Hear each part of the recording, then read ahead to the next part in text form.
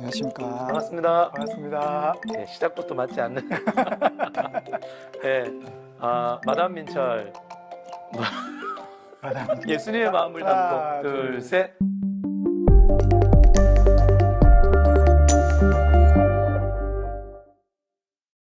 반갑습니다.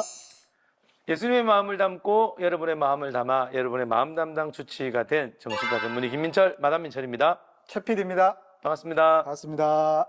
짜잔. 짜잔. 네, 짜잔.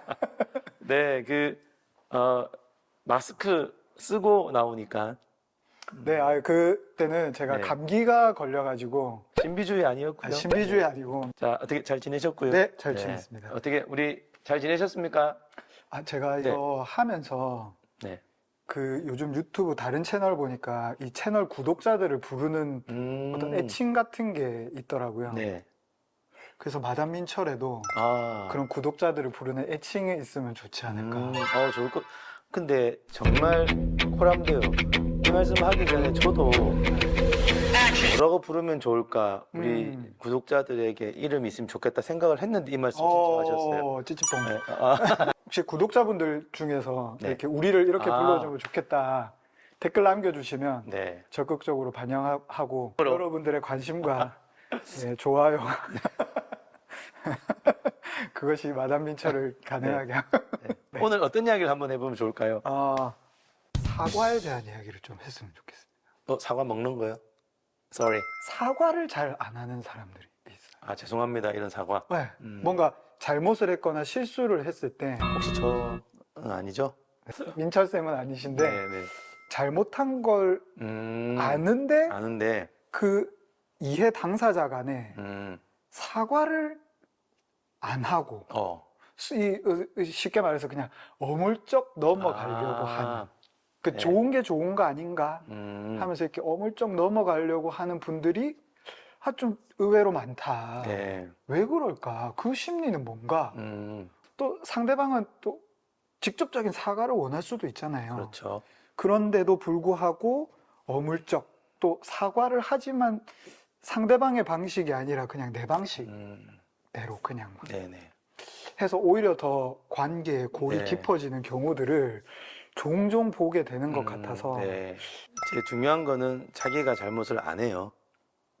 그쵸. 아는데도 내가 잘못을 한 걸 알아. 알아서 뭔가 이게 관계가 개선에 필요하다는 것도 알아. 네. 그런데 사과는 안 해.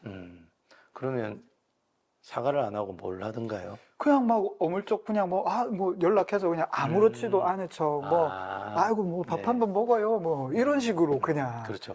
사실 나는 마음이 좀 상해 있고. 나는 아직까지 이게 아직 사과를 받지 않아서 그냥 마음이 불편하고 네. 이 그렇죠. 사람 그냥 아무렇지도 않게 뭐 그냥 계속 소위 말해 치대.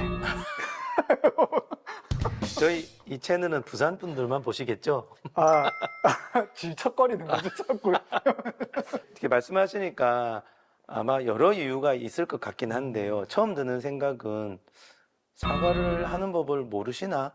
우리가 어릴 때부터 죄송합니다, 잘못했습니다라는 말을 당당하게 주고받는 거를 잘 보고 자라셨나요? 저는 우리 부모님들 세대가 그냥 그 전날 싸워도 아침에 밥 먹자 이러면서 좀 넘어가는 세대가 좀 많지 않나 싶고요. 사과하고 싶은 마음도 있는 것 같고 좀 미안해도 하는데 어떻게 타이밍을 잡아 선뜻 언어적으로 사과를 할지를 잘 모를 수 있는 분도 있겠다. 예, 그러니까 자기가 아는 방식으로 이렇게 막 치대고 이렇게 그냥 밥이나 먹자 이렇게 건너뛴 이야기를 하는 거죠. 어떻게 생각하십니까? 그럴 수도 있을 것 같아요. 네. 그리고 또 드는 생각은 이 사과라는 게 이거잖아요. 만약에 자기가 정말 잘못했다. 그럼 그거를 나도 직면을 하고 그걸 끄집어내어서 관계 가운데 고백하고 말하는 거잖아요. 맞죠. 이거 의외로 용기가 필요합니다. 의외로. 예. 이거를 관계 가운데 제대로 끄집어내어서 끄집어내면 상대가 좋은 말 꼭 한다라는 보장이 없지 않습니까? 그렇죠. 그러니까 혹시나 이런 걸 이야기했을 때 여전히 화를 낸 모습을 본다든지 그런 것 등등의 두려움 때문에 선뜻 사과의 말을 못 끄집어내는 것도 한 가지 이유가 될 거라는 생각이 들고요. 근데 이제 우리 PD님이 자기가 잘못한 걸 안다라는 가정을 주니까 음.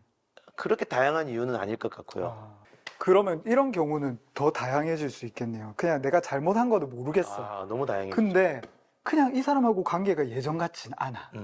근데 내가 특별히 뭘 잘못했나? 근데 뭔가 껄끄럽네요. 껄끄러워. 네.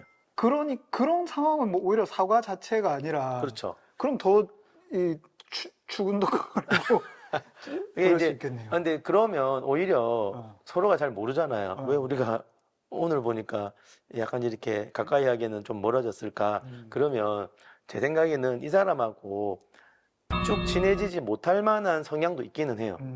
살다 보면 처음에는 호감을 가지고 갔다가 하는 행동과 이걸 볼 때 나랑 조금 안 맞으면 멀어질 수 있고 이거는 크게 문제는 된다고 생각하지 않습니다. 왜냐하면 우리는 알게 된 모든 사람과 완벽하게 친할 수 있는 건 아니기 때문에 예, 그럴 필요도 없고 그런데 그게 아니라 뭔가 이유는 있어.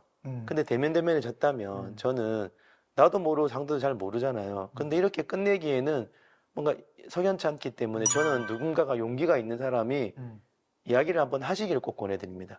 이게요, 이런 관계의 어떤 갈등이든 사과든 용서든 핵심 안에는 누군가는 먼저 대화를 끄집어내는 거는 아무리 강조해도 지나치지 않아서 제가 그런 이야기 한번 했나요?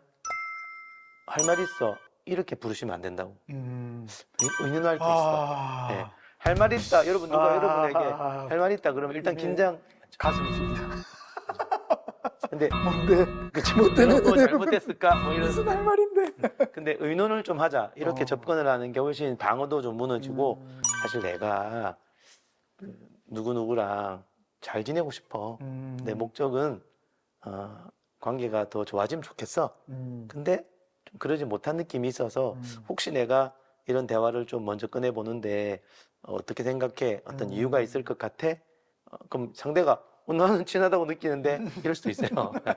그럼 내가 오해했구나 넘어가면 되니까 그렇게 이야기를 그게 이제 관계 법칙이라는 관계 법칙 중에 죄송합니다. 관계 법칙 중에 노출의 법칙이에요. 노출의 법칙. 예, 오해하시지 마십시오. 이 사람과 나 사이에 문제를 노출해야 돼요. 근데 이 노출의 법칙을 들으면서 참 교회 안에서 이런 게 어려울 수도 있겠다는 생각이 드는 게 네. 이제 서로 왜 서먹해진지 모르는 관계에서는 오히려 이거를 노출시키기가 쉬울 수도 있고 어려울 수도 있을 것 같은데 근데 이제 반대로 이 사람과 관계가 어려워졌는데 나는 그 이유를 대충 알아. 내가 이 사람의 어떤 것 때문에 불편하고 싫어. 근데 이 사람은 그냥 대충 그건가 싶은데 그냥 뭐 대충 뭐 이렇게 해서 어물쩍 넘어가면 되지. 뭐 그 정도의 심리로 온도 차이가 크네요. 온도 차이가 확 나. 근데 그러려면 사실은 불편한 사람 입장 쪽에서 먼저 이걸 이야기를 꺼내기가 야, 뭐 아직도 그런 것 가지고 그러냐. 야, 쪼잔하게 남자가 뭐 이런 거죠. 그런 것도 있고 뭐 믿음이 그거밖에 안 돼? 신앙 수준이 그 정도밖에 안 돼? 그런 어떤 굴레에 내 스스로가 갇히거나 좀 그래 돼서 오히려 이렇게 노출시키기가 더 부담스럽고 맞습니다. 어려울 수도 있겠다. 비슷한 맥락에 교회에서 집사님 이것 좀 해주세요 그럴 때 못하겠는데요. 이 말 잘 못하는 거 거절하기가 비슷해요. 어렵죠. 못하겠다 그러면 신앙이 적은가 밖에 안 되나 헌신이 그 정도밖에 안 돼. 등등으로 그래 안 맞는데 뭐 이러면서 이런 것들이 이제 오해고 편견인 게 훨씬 많고요. 저는 이제 우리 PD님 말씀처럼 그럴 때 온도 차이가 이렇게 나지 않습니까? 온도가 높은 사람이 이렇게 먼저 손을 내미는 게 맞습니다. 왜냐하면 상대방은 가만히 있으면 끝까지 아무 제스처 안 하겠죠. 그리고 그 사람은 별로 뭐 멀어져도 그만 이럴 수도 있어요. 그래서 이 관계의 질을 알아보시려면 온도가 높은 사람이 이런 이야기를 끄집어내 보는 거죠. 그랬을 때 이 사람의 반응에 따라 관계가 오래 갈지 좀 덜 오래 갈지도 사실 결정돼요. 여러분 관계는 내가 일방적으로 사랑하는 것도 맞지만 화해라든지 이런 상호 간의 이런 친밀함은 이 사람이 나랑 안 친해도 우리는 아가페적으로 사랑할 수 있잖아요. 그렇다고 우리가 다 친해야 됩니까? 그렇죠. 아니죠. 화해라는 것은 서로가 다 똑같은 온도가 될 때 제대로 된 화해가 되는 거지. 한 사람이 온도가 높아도 이 사람이 마음이 없으면 화해는 안 돼요. 그게 예수님과 불신자들의 관계랑 똑같아요. 예수님은 뜨거운 마음으로 불신자랑 화해하고 싶잖아요. 불신자는 예수님을 안 믿어.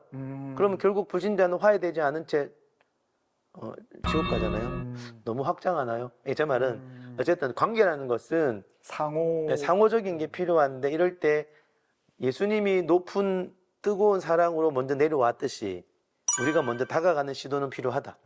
그리고 시도를 해보고 하지만 이 사람이 마음이 없고 하는데 우리가 마치 강제하듯 끝까지 끈질기게 하는 것은 때로 비인격적일 수도 있기 때문에 한번 의논할 게 있다고 해서 관계의 질을 이제 살펴보시면 좋겠고. 이게 민철쌤하고 늘 얘기하다 보면 참 대화라는 게 중요한 것 같아요. 서로. 이거 온도 차이가 있고 말 안 통해서 말 안 하는 경우도 많잖아요. 이 사람은 말이 안 통해가지고 나는 이미 마음이 맞아요. 상해버렸기 오케이, 때문에 맞아요. 이 내가 먼저 하기 싫은 거죠. 그런 사람하고 내가 대화를 다시 이어가서 화해를 하고 용서를 하고 화해를 한다.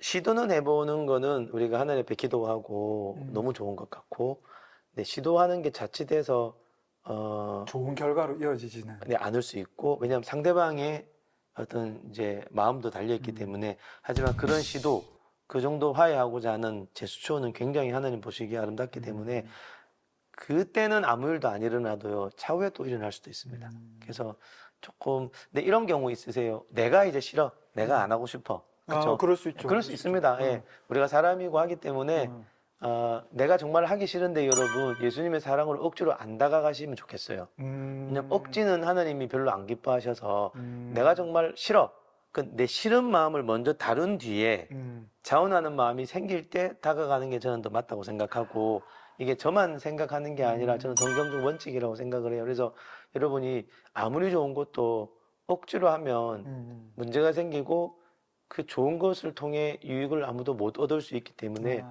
차라리 그때는 애통해 하는 거죠. 이게 저도 어떻게 보면 이런 주제를 꺼낸 것도 사과하고 화해하는 것만이 성숙하다라는 그 전제 안에서 이야기를 했는데 민철쌤 이야기를 듣고 보니까 우리가 이전에 한번 다뤘던 그런 어려운 마음들을 내 안에서 서로 다루는 것이 전제되었고 나서 이제 이렇게 화해와 사과로 나아갈 수 있는. 이 채널에서 용서 이야기 했었나요? 용서를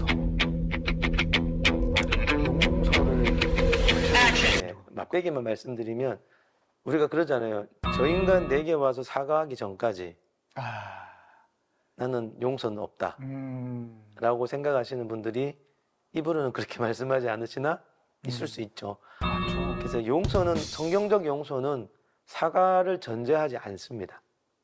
원래 일방적인. 사실은 맞아요. 일방적으로 내가 저 사람이 내게 잘못했던 과거의 잘못을 무효화하는 게 용서인데 어원도 살펴보면 그게 용서고, 그거는 사실 나와 하나님과의 관계에서 저 사람을 용서하는 거거든요.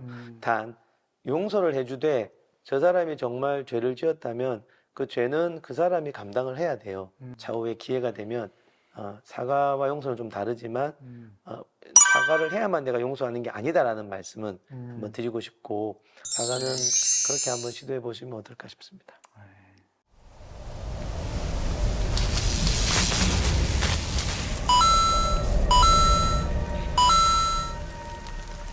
또 한 주간 날씨가 많이 추워졌는데 건강에 유념하시고 하실 말씀 해주세요. 네, 지금은 다들 날씨가 추워지고 있습니다. 감기 조심하시고. 제가 한 말인데. 한 주간 평안하시고, 지금까지 예수님의 마음을 담고 여러분의 마음을 담아 여러분의 마음 담당 주체가 된 정치가 전문의 김민철, 마담 민철 최 PD입니다. 다음 주에 뵙겠습니다. 우리가 한 번에 몇 편을 녹화를 하는 거를 이야기를 하는 건 괜찮을까요? 저는 괜찮을 것 같아요. 알 건데 다들.